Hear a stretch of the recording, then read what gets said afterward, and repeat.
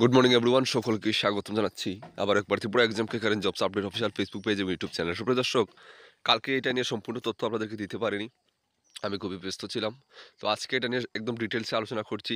এই যে সিভিল ডিফেন্সটা বের হয়েছে, যেটা ওয়েস্ট ত্রিপুরা থেকে বের হয়েছে, এটাতে আপনাদের অনেকের প্রশ্ন যে ওয়েস্ট ত্রিপুরার ডিস্ট্রিক্টের ছাড়া বাকি অন্যান্য ডিস্ট্রিক্ট থেকে আবেদন করতে পারবেন কি না পারবেন, এগুলো আলোচনা করছি এই ভিডিওতে। দেখুন এখানে কি বলা আছে।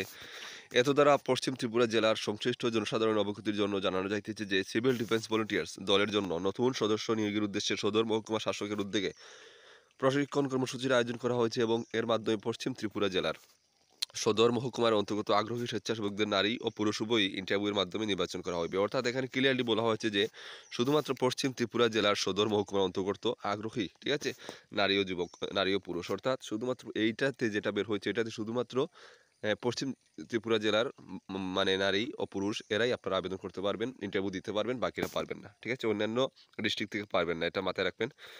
আবেদনের যোগ্যতা, ন্যূনতম শিক্ষক যোগ্যতা অবশ্যই মাধ্যমিক পাস হতে হবে।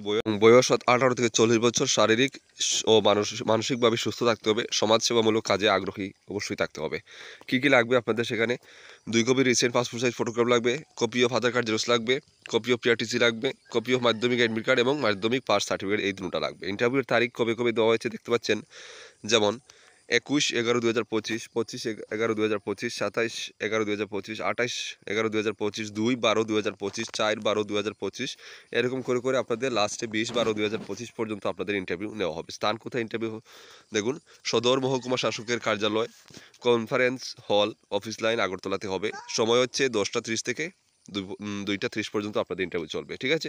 তো এটাতে যেটা লেখা আছে আমি সেটাই বললাম, এবং এখানে যেটা লেখা পড়ে আমরা বুঝতে পারলাম যে এটা শুধুমাত্র পশ্চিম ত্রিপুরা জেলার জন্য, ঠিক আছে, প্রার্থীদের জন্য। অন্যান্য জেলার প্রার্থীদের জন্য আরও অন্যান্য নোটিফিকেশন আসবে, সেটা নিয়ে আপনাদের সাথে আমরা আলোচনা করব, ঠিক আছে। তো ভিডিওটা অবশ্যই বেশি করে শেয়ার করে দেবেন, এবং অবশ্যই যারা এটাতে যেতে চান আপনারা এটাতে ইন্টারভিউ আপনারা অবশ্যই অংশগ্রহণ করবেন। তো এরকম ভিডিও পেতে অবশ্যই আমাদের ফেসবুক পেজ এবং ইউটিউব চ্যানেল সাবস্ক্রাইব ফলো করে পাশে থাকবেন। আবারও বলছি, ভিডিওটা বেশি করে শেয়ার করে দেবেন। জয় হিন্দ।